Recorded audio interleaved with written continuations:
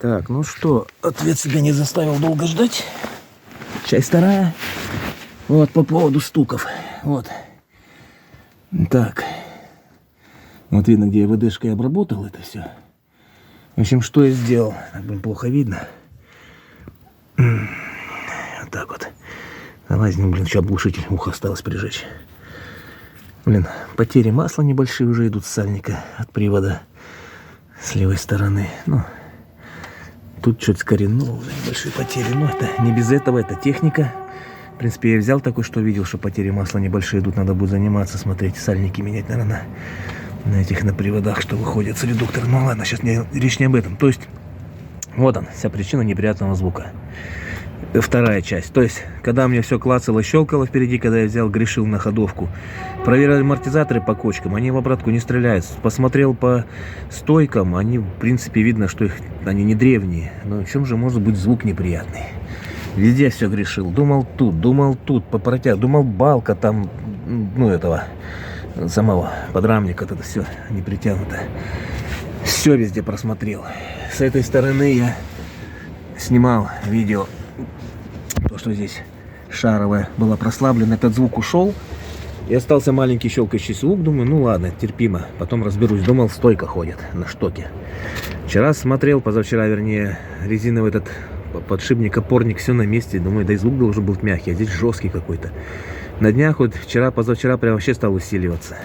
Залез. И вот тогда я подтянул его, я видел, что здесь немножко ржа разбрызгана вокруг. Это означает, что уже видно даже, поэтому было видно, что болт ездил, видать.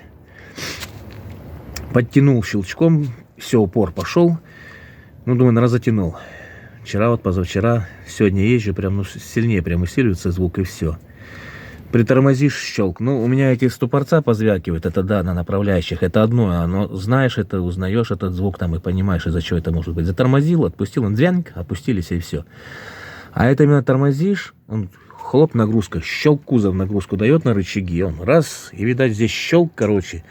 Тормоза отпустил, резко газанул, он назад пошло, опять щелк, и получается, тут-то болтаночку создает на сайлентблоке. И вот залез сейчас, посмотрел предыдущее видео, я сейчас небольшое снимал. Тут сейчас мокро от этого, от ВДшки. То было сухо, было так вот ржавчина, но здесь видно чуть-чуть ржавая пыль. Вон, реально ржавая пыль осталась. То есть это говорит о том, что оно само по себе показывает, где и что и как. У меня было предположение, что в этом дело. Но вот сегодня убедился.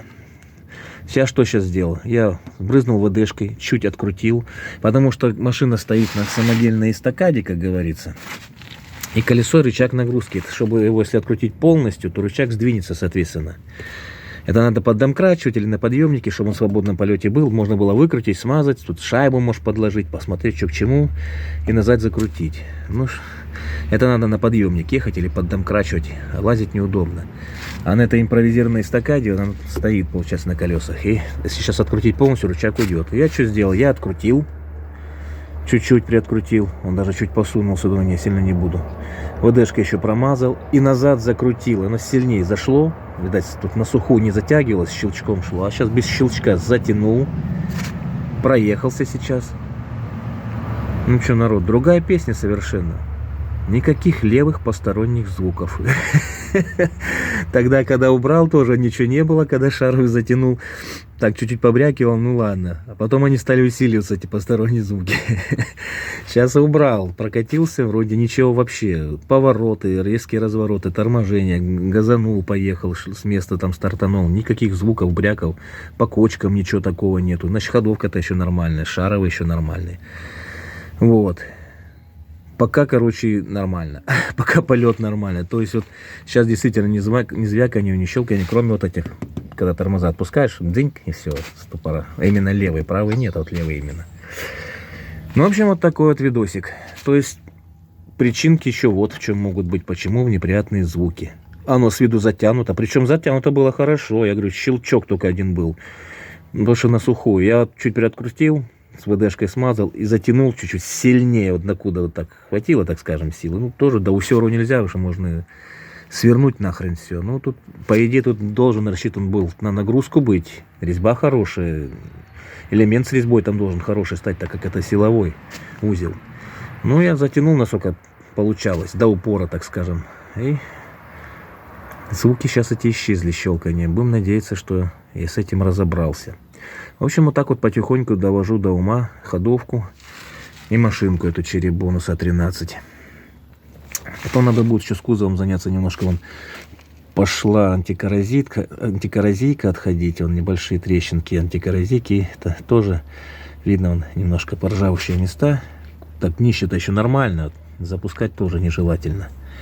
И что хочу сказать, вы смотрите, как здесь днище собрано. Раз какое-то усиление идет, 2 усиления. Тут также раз, 2 усиления, ни хрена себе, 4 балки по низу идет. Жестковато собрано, честно говоря, кузов. Кто чё б не говорил. Вот. Ну и оно и заметно. Поддомкрачиваешь, когда даже на СТОшке был, мне одну сторону задрали, а они двери открываются нормально, не вертолетом, значит ничего такого нету по кузову. Не закусывай двери, когда рама перехиленная. Ну, в общем, вот такой видос. Вот она причинка щелканье вот этих неприятных, резких. Они просто стали усиливаться, и меня вот это стало раздражать. Я все везде просмотрел. Тут, думаю, может быть, тут что-то где-то на рулевом наконечнике, где-то еще что-то.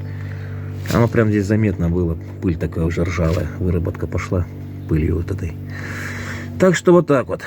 Вроде как победил. Эти звуки в передке. Сейчас тихо, мягко, нормально все. Ладно, всем спасибо за внимание. Вот такая вот инфа. Кому интересно, так что берите на заметку.